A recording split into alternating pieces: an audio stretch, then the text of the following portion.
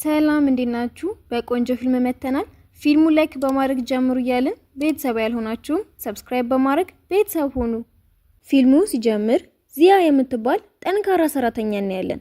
በትርፍ ጊዜዋ ታማሚዎችን የመንከባከብ ስራ ትሰራለች።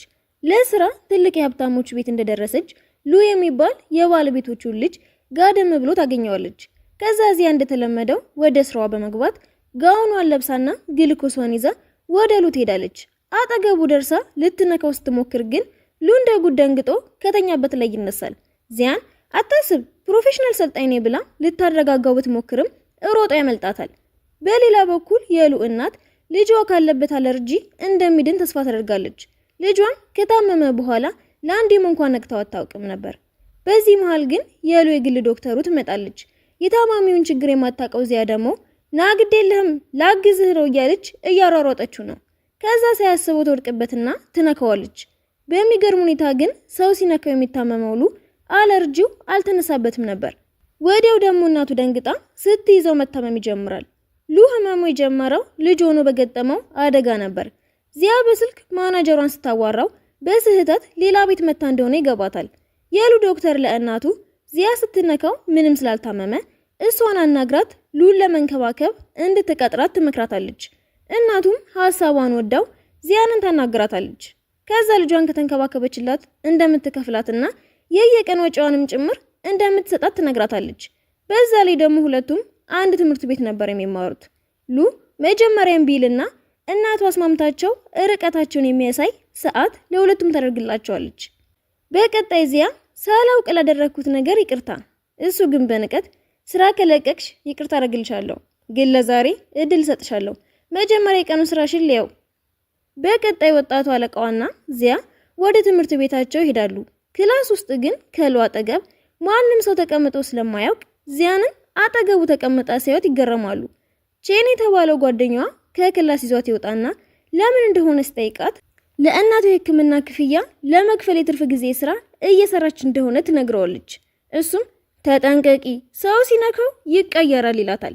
አይ እንደሚወራው አይደለም፣ እሱ ጥሩ ሰው ነው። በማግስቱ ትምህርት ቤታቸው ውስጥ ዜን የምትባል ልጅ መታ ዚያንን ሰማሽ ሉ የኔ ነው ከሱ እንድትርቂ ብላ አስፈራርታት ትሄዳለች። ከዛ ወደ ክላሷ ገብታ እሱን ዜን ግን ፍቅረኛ ናት እንዴ? እሱም ይናደዳል። ከዛ እንዲሰጣት ጠይቀው የነበረ ሰዓት ስለነበር እሱን ይዞ ቶሎ ብለሽ ሄደሽ ከካፌ ኬክ አምጪልኝ ብሎ ያዛታል። ውጭ ላይ እየጠበቃት እያለ ግን ዜንን ያገኛትና እኔና አንቺ የአንድ ክላስ ተማሪዎች ብቻ ነን፣ ዚያንን ማስቸገርሽን አቁሜ ብሏት ይሄዳል። ዚያ ደግሞ ኬኩን ገዝታለች። ስትመለስ ለጓደኛዋ እሱን የምትታገሰው ለእናቷ የሕክምና ውጪ ለመክፈል እንደሆነ ስትነግረው ይሰማታል። ከዛ መታ ያዘዛትን ኬክ ስትሰጠውና ኬክ ቤት ውስጥም ስላለው አለቃ በጣም ጥሩ ሰው እንደሆነ ስትነግረው የመብላት ፍላጎት ይጠፋና ለራሷ ሰጥቷት ይሄዳል። በማግስቱም ትምህርት ቤት ውስጥ ከጓደኛዋ ጋር ስለሱ ስታወራ ድንገት ይመጣባቸውና ከኋላዬ እያማሽን ስለሆነ የወሰድሽውን ሳትመልሺ ካልሆነ አባረርሻለሁ ይላትና ደንግጣ እየተከተለችው ለመመለስ ትሞክራለች። ቤት ከተመለሱ በኋላ ፈተና ስለደረሰ ብሎ ማአት መጽሐፎችን ያሸክማታል። ጥሩ ውጤት ካላመጣሽ አብረሽኛ አትቀመጭም። ክፍሏ ገብታ ስታነባቸው ግን አልገባ ይላታል። ትተው ዲያሪዋ ላይ እንደውሱም ጥሩ ውጤት ባላመጣ ብላ ትጽፋለች። እዛው እንዳለችም እንቅልፍ ይወስዳትና ጠዋት ትነቃለች። ወደ ትምህርት ቤት ሲሄዱ አሁንም በደንብ ስላልነቃች ከሉ ጋር ጠብቅ የተባለችውን ርቀት ረስታው ከኋላው ትወድቅበታለች። ሉንን የምትወደው ዚህ ደግሞ ስታያቸው ተናዳ ትጮህባትና አንድ ክፍል ውስጥ አስገብታት ቆልፋባት ጓደኛዋ እያቻኮለቻት ትንር ስትላት በሩን ሳትከፍትላት ወደ ፈተና ትሄዳለች። ሉ ደግሞ የመፈተኛ ክላስ ውስጥ ሲያጣት ተጨንቆ እየፈለጋት ነው። ሁሉም ቦታ እየሮጠ ይፈልጋትና ያገኛታል። ራሷን ስታ ስለነበር አቅፎ ይወስዳታል። ስታጠና ስላመሸች እንቅልፍ ነበር ይወስዳት። ስትነቃ የፈተናዋ ሰዓት ትዝ ብሏት ደንግጣ ትነሳለች። ግን ሰዓቱ እንዳለፈ ይገባታል። ዜም መታ ንዴቴን መቆጣጠር አቅቶኝ ነው ይቅርታ ትላታለች። እየወቀሰቻት እያለ ሉም ተናዶ ሲናገራት ልታስረዳው ብላ እጁን ስትነካው ይታመማል። ዚያ ድንገት ሌላ ሰው ከነካው ስለሚታመም ብላ መድኃኒቱን ይዛለት ስለምትንቀሳቀስ እጁ ላይ ተረግለታለች። የሉ ቤት ውስጥም ከእናቱ ጋር እየተቀራረቡ ነው። እናቱ ስታጠና ስላየቻት ሾርባ ሰርታ ትሰጣታለች። ማንም እንደዚህ አድርጎላ ስለማያውቅ ደስ ይላታል። ከዛ ለራሷ ሉን ከህመሙ እንዲድን እንደምትረዳው ትፎክራለች። በማግስቱ ትምህርት ቤት የፈተና ውጤታቸው ይለቀቃል። ተማሪዎቹም ሉ ፈተናው እኮ ያመለጠው በዚያ ምክንያት ነው እያሉ ሲያወሩት ሰማቸውና ይቅርታ ያስጠይቀው ምንም አልተናደድባትም ነበር። አስተማሪያቸው ሶስቱንም ፈተና ስላልተፈተኑ ቢሮ ጠርታ ታናግራቸዋለች። ዜም መታ በእሷ ምክንያት እንደሆነ አስተማሪያን ታስረዳትና በቀጣይ በሜካፕ እንዲፈተኑ ይፈቀድላቸዋል። ወደ ክላሳቸው ከተመለሱ በኋላ ሉ አሁንም ለፈተና እንዲያግዛት ብሎ የራሱን መጽሐፍ ይሰጣታል። እንደተለመደው ግን አሁንም አልገባ ይላትና እሱ ጋር ሄዳ እንዲያግዛት ትጠይቀዋለች። በማግስቱም ላይብራሪ ውስጥ እያስረዳት እያለ ሳያያት እጁን ልትነካው ስትሞክር አርፈሽ ጥያቄው ላይ ተኩሪና ያልገባሽ ነገር ካለ ጠይቂኝ። አጅር ዚያ ደግሞ ሮጣ ትታው ትወጣለች። ከዛ ጓደኛውን አግኝታው የማጥኛ ጥያቄዎቹን ሰጠውና እንዴት ነው ግን ሰው የሚቀርበው ሉን ወደሽዋል እንዴ ይላትና ምክሮች ይሰጣታል። ከዛ ደግሞ ወጣ ሉንን ስትፈልገው ታጣዋለች። ጣራ ላይ ስትወጣ ብታገኘውም አሁንም ተኮሳትሮ ትቷት ይሄዳል። በቀጣይ ካፌ ውስጥ ከጓደኛው ጋር እያወራች ሲያት በመቀራረባቸው ይናደድና ትቷቸው ይመለሳል። ማታ ቤታቸው ውስጥ መጽሐፍ እያነበበ ስታየው ጓደኛዋ እንደመከራት ልትቀርበው አስባ ከኋላው እንዳለች ቀድሞ ያያታል። ከቺን ትወድሃለች የሚባል ነገር ስለሰማ ተናደህብኛል እንዴ? አታስብ፣ እንደሚያምህ አውቃለሁ፣ በቶሎ እንዲሻል አደርጋለሁ፣ ካሳሰበህ ደግሞ አብራራልሃለሁ ብላ እጁን ለመያዝ ስትሞክር ትቷት ይሄዳል። በማግስቱ ፈተናቸውን ተፈትነው ሲወጡ ዚያ ተስፋ ባለመቁረጥ ወረቀት በእጇ ይዛ የሉ ጭንቅላት ላይ ልታደርግበት ስትሞክር ከዛ ለማንሳት ብላ ልትነካው እንደሆነ ገብቶት ፈገግ ብሎ ይሄዳል። እጁን መንካት የፈለገችው ዶክተሯ ለህመሙ ማገገም ይረዳዋል ስላለቻት ነበር። የሉ እናት ለዚያ ፈተናውን ስላለፈች የታብሌት ስጦታ ትሰጣታለች። ዚያም ተገርማ ስትከፍተው ዋልፔፐሩ የእሷና የሉ ፎቶ ነበር። በማግስቱ ወደ ክላስ ሲሄዱ አሁንም ከኋላው ሆና እጁ ልትነካው ትሞክራለች። ሉ ይገባውና ርቀትሽን ጠብቂ። ብቻውን የማትተው ዚያ ግን ከክፍል ወጥቶ ስልክ ሲያወራም ተከትላው ወጥታ ከቤተሰቦቹ የሆነ ነገር እየደበቀ እንደሆነ ትሰማዋለች። ለምንድን ነው ሁሌም ራስን የምታረቀው ብላ ስትጠይቀው ምንም እንዳልመሰለው ያስመስላል። እሷ ግን እንደከፋው ስለገባት እሱን ፈታ እንዲል ለማድረግ ትሞክራለች።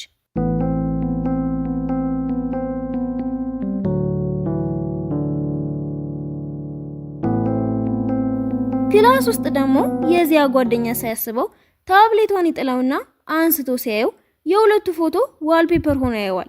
ከዛ ወዲያው ሊደብቅላት ቢሞክርም ሙሉ የክላስ ልጆች ያዩታል።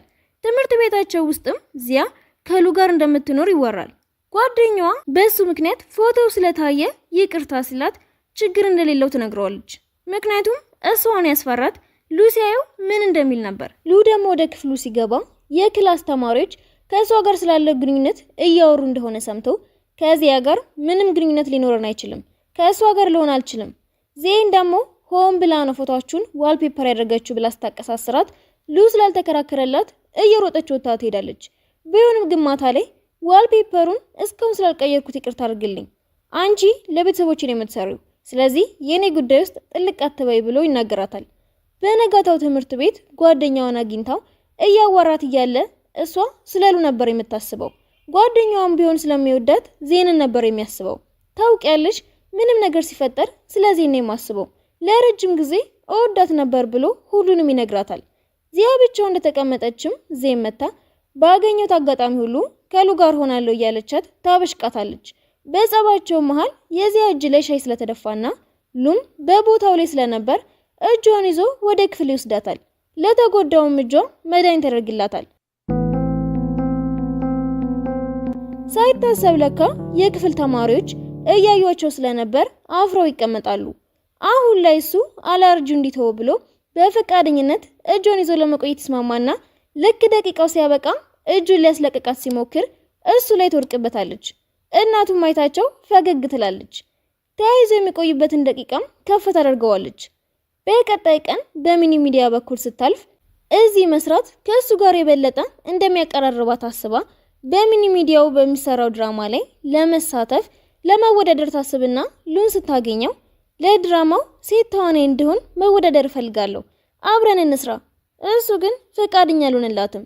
የወንድ አክተሩ ሆኖ የመስራት ፍላጎት ባይኖረውም እሷ መስራት ስለፈለገችው ድራማ ማወቅ ይፈልግና ጓደኛዋን ይጠይቀዋል። አረ እኔና ዜነን እኮ ለድራማው የተመረጥነውና የምንተውነው ብሎ ይነግረዋል። በሌላ በኩል ዚያ ለትወናው ስላልተሳተፈች እየተነጫነጨች እያለ እሱ ይመጣና የምትስለውን ስዕል አይቶ በስርዓት እየሳልሽ አይደለም ላግዝሽ አብሯት መሳል ይጀምራል። በሌላ በኩል ዜን ለድራማው ዳንስ የተለማመደች ነው። ቼን እያያት ስለሚወዳት ፈዞ ይቀራል። ከዛ ግሉ ዚያንን ሊያግዛት እንደሄደ ሲነግራት በጣም ተናዳ እነሱን ለመፈለግ ጥላው ትሄዳለች። ዚያ ደግሞ ስዕሉን ሰርታ ጨርሳ ስትነሳ አንሸራቷት ልትወድቅ ስትል ልብሱን ይዛው ይተያያሉ። የሳሉት ስዕል ቢበላሽም እሱ ደስ ብሎት ይስቃል። ከዛ አውቆ አፍንጫሽ ጋር የሆነ ነገር አለብሽ ብሎ ቀለም ያስነካታል። እሷም አውቆ እንደሆነ ስለገባት አፍንጫውን ቀለም ታስነካውና ትሮጣለች። እሱም ተከትሎ እያባረራት ይዛታል። አሁን ይቅርታ ጠይቅኝ እያላት እያለ ዜን መታ እንደዛ ሆኖ ስታያቸው ንዴቷን መቆጣጠር ያቅታትና ልትመታት ስትሄድ ወድቃ እግሯን ወለም ይላታል። ተንኮል ስታስብ መውደቋ ሳይበቃ እግሯ ስለተጎዳባት ለድራማው መተወን አትችልም። ስለዚህ ለድራማው አዲስ ዋና ካራክተር ሌላ የሚሰራ ሰው መምረጥ ስለነበረባቸው ዚያ መስራት እንደምትፈልግ ቼና አስታውሶ የዜንን ቦታ እንድትተካ ይነግራታል።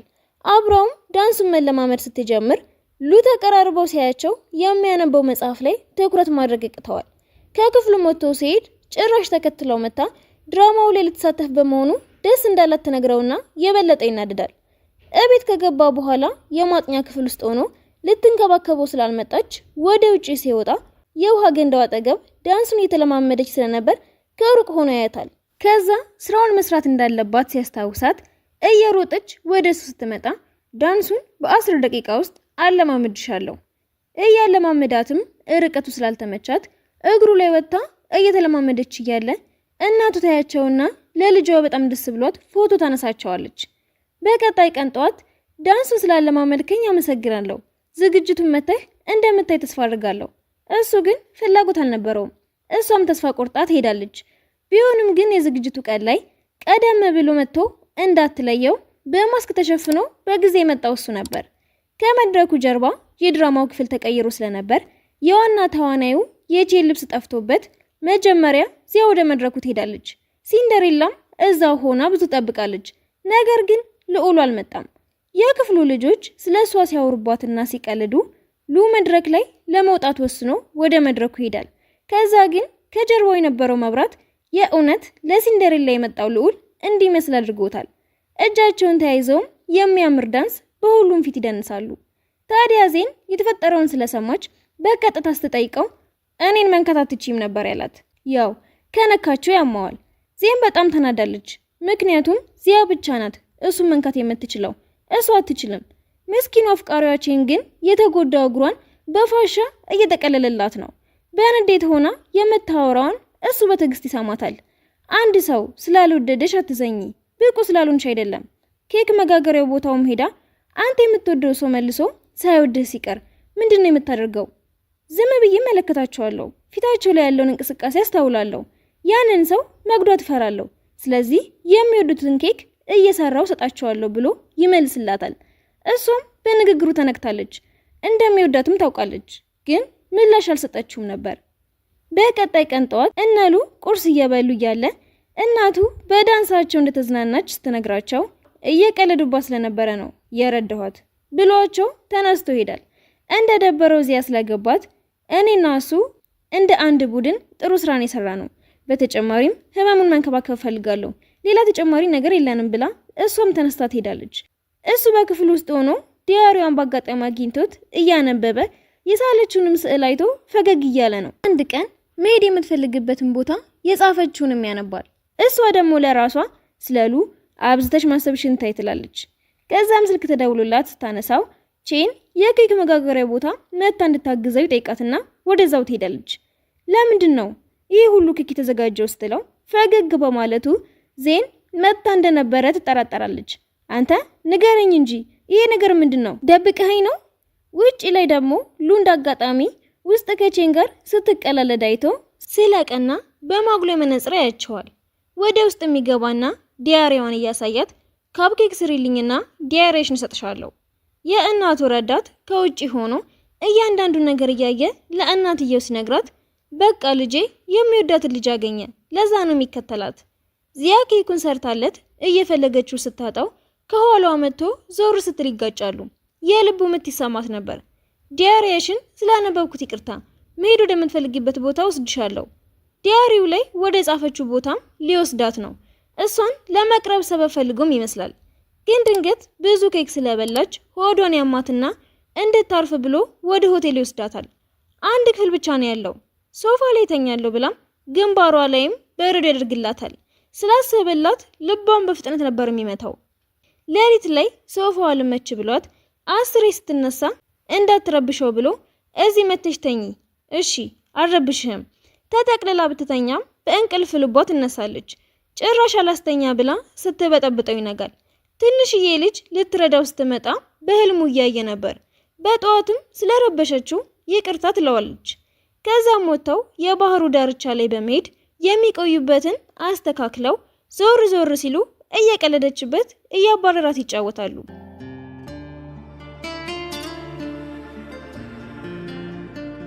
በድንጋዮች ላይ ስትራመድ እንዳትወድቅ እጆቿን ይዞ ያግዛታል። ፎቶ መነሳት ስትፈልግም እያነሳት አንድ ላይ የተነሱ ጊዜ እያሳለፉ ያለ ከርቀት የሆነች ልጅ ወደ ውሃው ልትገባ ስትል ዚያ አይታት እየሮጠች ሄዳ ስትይዛት ልጅቷ ዜን ነበረች። ወደ ውሃው ሄደችውም ለመዝናናት አስባ ብቻ እንደነበር ታስረዳቸዋለች። ወዲያውም ቼን እቃዎቹን ይዞ ይቀላቀላቸዋል። ማታ ላይ እነዚያ ወደ መጸዳጃ ቤት ሲሄዱ እነ ሉና ቼን ማውራት ይጀምራሉ። ቼን ለምትወደው ሰው ምንድነው የሚደረገው?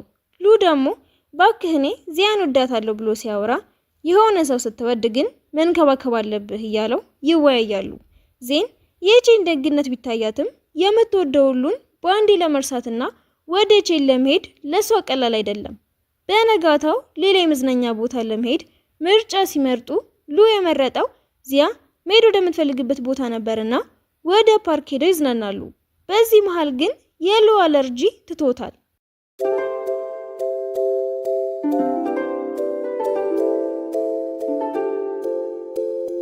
በሌላ በኩል ከሌላ ሀገር የሆነች ልጅ ወደ እነሉ ቤት መጣለች። በቤተሰቦቻቸው እንዲጋቡ ተብሎ ቀን የተቆረጠላቸው እጮኛው ነበረች። ከቀናት መዝናናት በኋላም እነሉ ወደ ከተማ ተመልሰዋል። ስለተሻለህ እንኳን ደስ ያለህ፣ አስፈላጊ ሰው ላገኝ እርቅ ሄዳለሁ። እንደዚህ ሲል ግን ከእጮኛው ጋር ሊገናኝ እንደሆነ ጠርጥራለች። በሌላ በኩል ቼን የሚወዳት ሴት አትፈልገኝም ሉን የምትወደው ብሎ ቢደብረውም ዜን አሁን ግን እኔ አንተን የምወደው ብለው ደስ ይለዋል። ፍቅረኛሞችም ሆነዋል። የሉ እናት ልጇ ስለተሻለው በጣም ደስ ብሏት ታቅፈዋለች። ልደቱም እየደረሰ ስለነበር ፕሮግራም እየተዘጋጀ ነው። ዚያ ምን ስጦታ ልስጠው ብላ እያሰበች ነው። እሱም ደግሞ በበኩሉ እንዴት የፍቅር ጥያቄ እንደሚጠይቅ ግራ ሲገባው ቼንን ሊያማክረው ሲወጣ እጮኛው የተባለችውን ሴት ቢያያትም አላወቃትም ነበርና ጥሏት ወደ ቼን ይሄዳል። ዚያንን እንደምወዳት ልነግራት አስቤያለሁ፣ እንዴት ይሻላል? በልደቱ ቀን ሊጠይቃት ከቼን ጋር እቅድ ያወጣሉ። ዚያም ለልደቱ ስጦታ አዘጋጅታለች። የሚወደው ቀይ ቀሚስ ስለሆነ እሱን ልበሺ ብላ ዜን እየመከረቻት ነው። ግን ልብሱን ከየት ላምጣ ብላ ስትጨነቅ እናቱ ቀሚሱን ሰጣትና ለብሳ ወደ ፕሮግራሙ ትሄዳለች። እሱም ሳያት ደስ ቢለውም የፍቅር ጥያቄ ሊጠይቃት ስለሆነ ፈርቷል። መድረኩ ላይ ወጥቶ ሁላችሁም ስለመጣችሁ አመሰግናለሁ፣ ግን አንድ አስፈላጊ ነገር መናገር እፈልጋለሁ ሲል ሳይናገር ዚያ በአካባቢው እንደሌለች ያያል። አባቱም ወደ መድረክ ወጥቶ ከእጮኛው ጋር ሊጋባ ነው ብሎ ይናገራል። አስቀድሞም ለዚያን ልጄ ሊያገባ ነው፣ ስለዚህ አለመግባባት እንዳይፈጠር ስላላት ነበር ትታው ሄደችው። ልጅቷም ሉ የያዘው አበባ ለእሷ ስለምስላት ትቀበለዋለች። እሱም ነገሩ ይገባውና እየሮጠ ወደዚያ ሲሄድ እሷ ቀድማ ልብሱን አስቀምጣ እቃዋን በመያዝ ወጥታ ሄዳለች። እየፈለጋት እንደሆነ አባቱ ሲያይ እንደዚህ አታድርግ ራስ ወዳድ አትሁን ሲለው ለስራ ሲል እንዲያገባ እንዳያስገድደው እየተናገረው ያለ እናቱ በመሃል ገብታ የዚያ እናት ለሕክምና ሆስፒታል እንደገባች ትነግረዋለች። ወዲያው ዚያን ለማግኘት ወደ ሆስፒታል ቢሄድም ሳይተለያዩ ይተላለፋሉ። ወደ ትምህርት ቤት ቢሄድም ደግሞ ሊያገኛት ስላልቻለ ቁጭ ብሎ ስላሳለፉት ጊዜ እያስታወሰ ነው። ከዛ ግን የዚያንን ቤት አድራሻ ቼን ደውሎ ሲነግረው ቤቱ ሄዶ ያንኳኳል። ዚያም ከፍታ ስታዩ ይገርማታል። እናቷንም ያያትና መኪናዬ ተበላሽቶብኝ ነው አሳድሩኝ ይላትና እናቷ ታስገባዋለች። በነጋታውም እናትየው ቆንጆና ጎበዝ ነህ፣ እንደው ሴቶች ያስቸግሩሃል? ፍቅረኛ ሳለህ? አይ በጭራሽ የለኝም። እራት በልተህ ትሄዳለህ። ዚያ እራት ታዘጋጃለሽ። ከዚያ ጋርም እቃ ለመገዛዛት ሲወጡ አንድ ቤት አይቶ ወደ ውስጥ ይገባል። ልጅ ሆኖ ታግቶ ያሳለፈው ትዝ ይለዋል። ትንሽዬ ልጅ ስትረዳው ያስታውስና እሷም አሁን አጠገቧ ያለችው ዚያ መሆኗ ይገባዋል። እሷም ትንሽ ልጅ ረድታ እንደምታውቅ ትነግረውና ሲወጡ ያኔ ረድተሽኛል፣ ግን ማንም በሌለበት ጥለሽኝ ሄድሽ።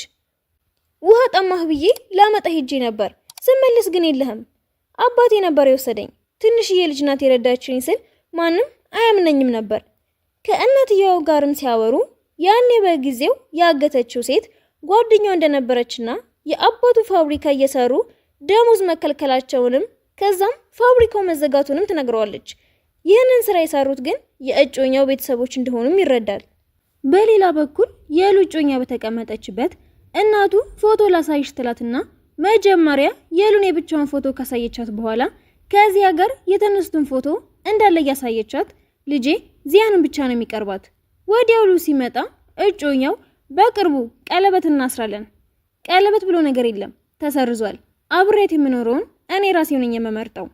እናቱ ምርጫህን አከብራለሁ ብላ ስትደግፈው ልጅቷ ተናዳ ትሄዳለች።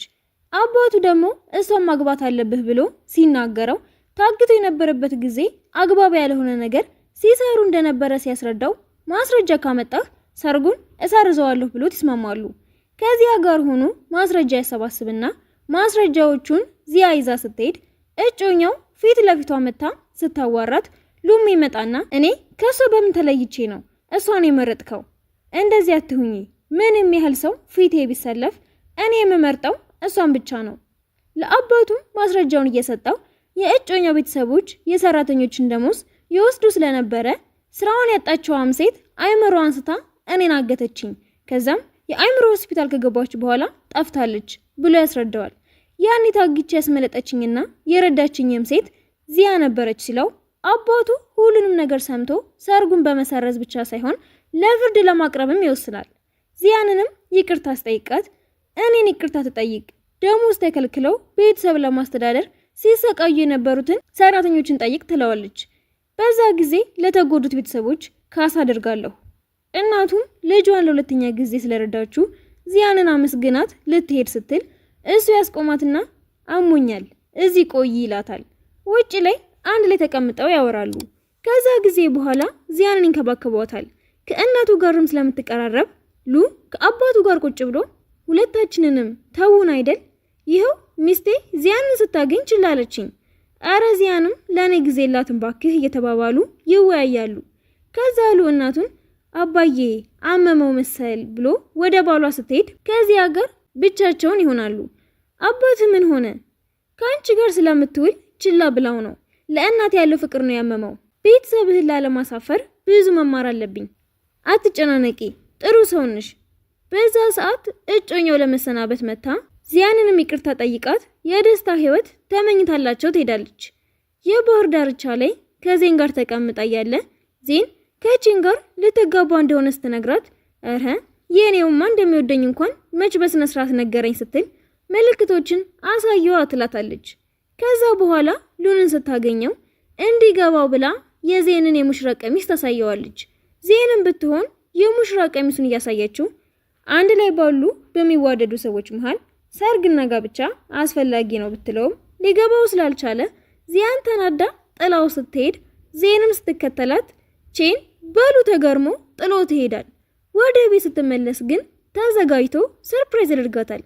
ወደ እሱ ስትሄድ ለመጀመሪያ ጊዜ ሳገኝሽ አንድ ላይ እንደምንሆን ታውቆኝ ነበር። ሁሌም ካንቺ ጋር ነው መሆን የምፈልገው። ከልቤ ወድሻለሁ። ታገቢኛለሽ? ቀለበቱን እጇ ላይ ያደርገዋል። ይሄንን ሁሌም እጠብቅ ነበር። ሁሌም አንድ ላይ እንሆን፣ አብረን እናርጅ ስትለው ፊልሙ እንደዚህ ይጠናቀቃል። ፊልሙን ከወደዳችሁት ላይክ አድርጉ። ቤተሰብ ያልሆናችሁም ሰብስክራይብ በማድረግ በሌላ ቆንጆ ፊልም እንገናኝ።